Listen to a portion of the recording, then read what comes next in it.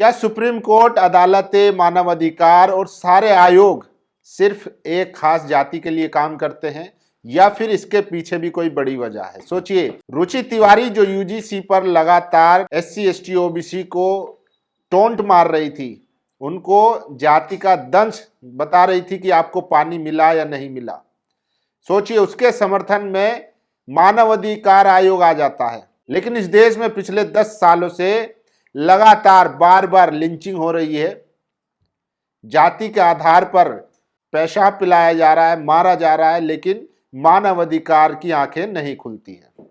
लेकिन जैसे ही एक सो कॉल्ड ब्राह्मण लड़की पर अत्याचार होता है, सो कॉल्ड अत्याचार, तुरंत मानव आयोग जो है इसका संज्ञान ले लेता है। तो सोचिए इसके पीछे क्या वजह है। लेकिन उन खबरों का क्या जो आए दिन धर्म के नाम पर मारा जा रहा है, जाति के नाम पर मारा जा रहा है, और सोचिए महिलाओं को मारा जा रहा है, तब मानव अधिकार आयोग कहां चला जाता है। तो आज बात करेंगे ऐसी कुछ खबरों पर जो इस देश के लिए जरूरी है, और ये भी बताएगा कि आखिर चाहे वो अदालतें हो, मानव अधिकार आयोग हो या पुलिस प्रशासन हो, इन सब के पीछे ऐसी खबरें होने की क्या वजह है। सोचिए। आदाब, नमस्कार, मैं फैसल और आप देख रहे हैं नेशनल दस्तक। सबसे पहले ये खबर देखिए, ये मानव अधिकार आयोग का लेटर हेड है जिन्होंने सुमोटो लिया है रुचि तिवारी पर। इस पर जो है दिल्ली पुलिस कमिश्नर से जवाब मांगा है कि आप एक हफ्ते के अंदर पूरी जानकारी दीजिए। सोचिए, आ गया मानव अधिकार आयोग रुचि तिवारी के लिए लड़ने। आज से पहले जब मुसलमान को शरेआम लिंच किया जाता है, पादरियों को गोबर खिलाया जाता है, जबरदस्ती धार्मिक नारा लगाया जाता है, तब मानव अधिकार आयोग गांजा पीकर सो जाता है। आज उस रुचि तिवारी के समर्थन में उतरा है जो यूजीसी प्रोटेस्ट में जातिवाद कर रही थी, अपने गुंडों के साथ एक बहुजन पत्रकार का फोन छीन रही थी, दूसरी लड़की को धक्का देकर सड़क पर गिरा रही थी। रुचि तिवारी के गुंडे थाने के भीतर 2 लड़कियों को गाली और धमकी देते थे।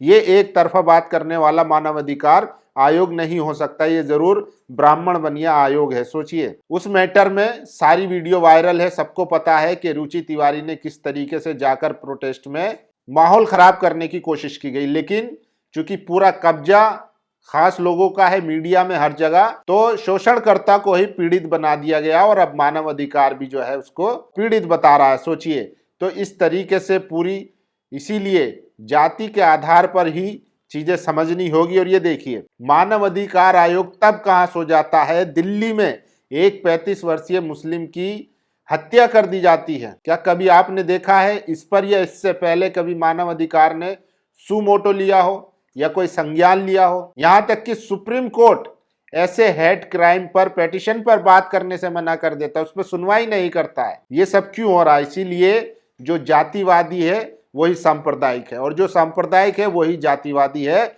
जिसका पूरे संसाधनों पर कब्जा है। ये बात हमको समझनी पड़ेगी। दयाशंकर मिश्रा लिखते हैं, मजहब के आधार पर नागरिकों पर हर दिन हमले तेज होते जा रहे हैं। लोकतंत्र और संविधान के लिए सबसे खतरनाक स्थिति है। मुसलमानों की मॉब लिंचिंग पर चुप्पी से खतरनाक और क्या होगा। बीजेपी आरएसएस मॉब लिंचिंग को जनता के दिमाग में गाय के नाम पर सही ठहराने में कामयाब हो गए।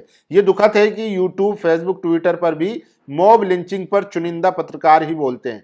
अखबारों के सिंगल कॉलम तक में इन खबरों को खोजना मुश्किल है, कहीं खबर तक नहीं मिल रही है, क्योंकि सारी मीडिया पर इन जातिवादी मनुवादियों का कब्जा है। इसीलिए जो सांप्रदायिक है वही जातिवादी है। और ये देखिए, ये है ऋषभ ठाकुर, ये इनके खिलाफ एफआईआर हुई है और बरेली से ये जिला बदर हैं 6 महीने के लिए। लेकिन उसके बावजूद भी ये एक स्पा सेंटर को कॉल कर रंगदारी मांग रहे थे। सोचिए, कहते हैं कि मेरे ऊपर 8 मुकदमे हैं और मेरी मर्जी के बिना शहर में एक भी स्पा नहीं चलेगा। मतलब इन लोगों के खिलाफ मुकदमे होने के बाद इन खुली छूट दे रखी है। तो इसीलिए देखिए, यूपी के बरेली में स्पा सेंटर की मालकिन से रंगदारी मांगने के लिए ऋषभ ठाकुर पर एफआईआर हुई है। अब ऋषभ का बयान आया, सुना जाए। एक वीडियो वायरल है जिसमें ऋषभ और इसके साथी स्पा सेंटर की मालकिन को ब्राह्मण समाज से आती है, उससे पैसे और प्यार मांग रहे हैं। अब इसमें एफआईआर दर्ज हुई है। चलिए, चूंकि वो स्पा सेंटर वाले भी ब्राह्मण थे, इसलिए उनकी कम से कम एफआईआर तो हो गई है, वरना इस देश में एफआईआर कराना भी बहुत मुश्किल काम है। और ये देखिए, महाराष्ट्र के संघोली दरगाह के सामने कुछ युवकों द्वारा भगवा ध्वज के साथ वीडियो बनाया गया और स्टोरी पर लिखा, मराठे आ गए। अब इन सब का क्या अर्थ है आप ही समझिए। सोचिए, मस्जिदों के सामने जाकर डांस करना, वीडियो बनाना, ये एक मामूल बन गया है। इससे देश में नफरत नहीं फैल रही, ना इससे देश में खाई पैदा हो रही है बंटवारे की, ऐसा सुप्रीम कोर्ट को लगता है। सोचिए। और इतना ही नहीं, ये देखिए, हैदराबाद में छत्रपति शिवाजी महाराज जयंती के अवसर पर निकाले गए जुलूस के दौरान जामा मस्जिद के पास कुछ लोगों द्वारा नारेबाजी की गई। उस समय मस्जिद में तरावी की नमाज अदा की जा रही थी, जिससे नमाज पढ़ रहे लोगों को असुविधा और परेशानी का सामना करना पड़ा। स्थानीय लोगों के अनुसार तेज आवाज में की गई नारेबाजी के कारण नमाज के दौरान शांति भंग हुई। घटना के बाद क्षेत्र में स्थिति को नियंत्रित करने के लिए प्रशासन सतर्क हो गया और सभी से आपसी सौहार्द बनाए रखने की अपील की गई। सोचिए, मानवाधिकार को ये सब खबरें नहीं दिखती है और ना ये इंसिडेंट दिखता है, लेकिन जैसे ही एक लड़की जो कि खुद शोषण करता है, जो प्रोटेस्ट में जाकर प्रदर्शन खराब करने की कोशिश कर रही थी, माहौल बिगाड़ने की कोशिश कर रही थी, एक महिला को धक्का दिया और एक दलित पत्रकार का फोन छीनने की कोशिश की, और उसके बाद थाने में उनके साथियों ने महिलाओं को रेप थ्रेट्स दिए, जान से मारने की धमकियां दी गई। वो सब मानवाधिकार को नहीं दिखा। और ना ये खबरें दिखती है जहां पर माइनॉरिटी पर लगातार अत्याचार हो रहा है, लेकिन रुचि तिवारी की एक वीडियो वायरल होती है जिसमें पूरा मीडिया नैरेटिव बनाता है, और नैरेटिव बनाने के बाद मानवाधिकार आयोग उसको स्यू मोटो लेता है और दिल्ली पुलिस कमिश्नर से जवाब तलब करने लग जाता है। सोचिए। और ये लोग जो लगातार बार बार मस्जिदों के सामने जाकर डांस कर रहे हैं, नाच गाना करते हैं, हुड़दंग मचाते हैं, इन पर भी सुप्रीम कोर्ट, इन पर भी ना कोई मानवाधिकार, ना कोई सुप्रीम कोर्ट, ना कोई जज कोई संज्ञान नहीं लेता है। ऐसा लगता है जैसे एक छूट दी गई हो कि हाँ, आपको जो करना है कर लीजिए, हम ऊपर से आपके ऊपर हमारा हाथ है। सोचिए, यूपी बरेली से 4 फरवरी को जिला बदर हुए बजरंग दल नेता ऋषभ ठाकुर पर एफआईआर दर्ज हुई है। ऋषभ ने एक स्पा सेंटर संचालिका को फोन किया, धमकी दी कि मुझ पर 8 मुकदमे हैं, मेरी मर्जी के बिना शहर में कोई ऑफिस स्पा सेंटर नहीं खुलेगा। ऋषभ ठाकुर जो है रंगदारी मांग रहे हैं, ये भी समझने की जरूरत है। और ये देखिए, तेलंगाना में एक टूटी मस्जिद की मरम्मत के लिए आगे आए एक हिंदू व्यापारी। तेलंगाना के एक मस्जिद में तोड़फोड़ के एक दिन बाद एक स्थानीय हिंदू व्यापारी आगे आया। व्यापारी राजेंद्र अग्रवाल ने मस्जिद का दौरा किया और नुकसान का जायजा लिया। उन्होंने मस्जिद की दीवार, दरवाजे और साउंड सिस्टम की मरम्मत के लिए आर्थिक मदद दी है। मस्जिद कमेटी ने इसे इंसानियत और आपसी भाईचारे की मिसाल बताया है। तो ऐसी भी कुछ खबरें आ रही हैं जो समाज को जोड़ने का काम करेंगी। और सोचिए, तेलंगाना में कांग्रेस सरकार ने मुस्लिम एम्प्लॉय के लिए समय, जो उनकी वर्किंग टाइमिंग थी, समय वो घटा दिया, 4 बजे कर दिया गया। उस पर बीजेपी ने खूब सियासत की कि देखिए किस तरीके से मुस्लिम परस्त कांग्रेस है। अब खबर आ रही है कि छत्तीसगढ़ में बीजेपी की सरकार ने वहां भी मुसलमानों के लिए जो टाइम था रमजान के लिए, वो कम कर दिया है। रमजान के दौरान सरकारी मुस्लिम कर्मचारियों को दफ्तर के निर्धारित समय से 1 घंटे पहले मिल जाएगी छुट्टी, सामान्य प्रशासन विभाग ने जारी किया आदेश। ये छत्तीसगढ़ है जहां बीजेपी की सरकार है।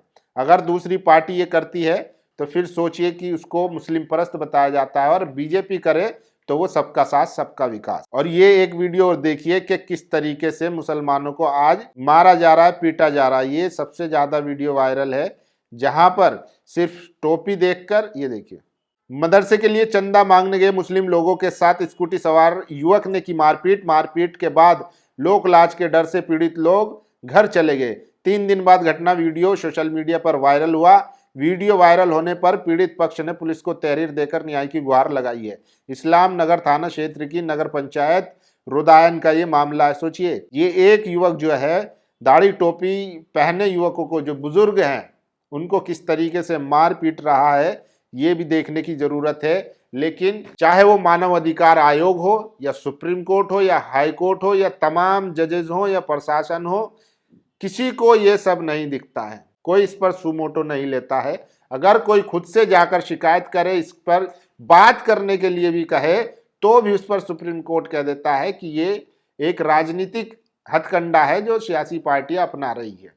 सोचिए आज देश को क्या बना दिया गया। वहीं दूसरी तरफ रुचि तिवारी जैसी जो जातिवादी सोच की है, जो लोगों को फब्तियां कस रही है कि आपको पानी मिला या नहीं मिला, उसको विक्टिम बनाकर उस पर संज्ञान लिया जा रहा है। इसीलिए लोग लिख रहे हैं कि ये मानव अधिकार आयोग नहीं है, ये बामन बनिया आयोग है और जाति के आधार पर ही संज्ञान ले रहा है। बाकी आप लोगों की क्या राय, पूरी खबर पर अपनी राय जरूर दीजिए। शुक्रिया। नेशनल दस्तक की आपसे गुजारिश है कि अगर इसको बचाना चाहते हैं तो नेशनल दस्तक को सब्सक्राइब करने के लिए रेड कलर के सब्सक्राइब बटन को दबाएं, फिर बेल आइकन की घंटी दबाएं। नेशनल दस्तक को बचाने के लिए बहुत जरूरी है कि हर खबर को शेयर करें, लाइक करें, कमेंट जरूर करें।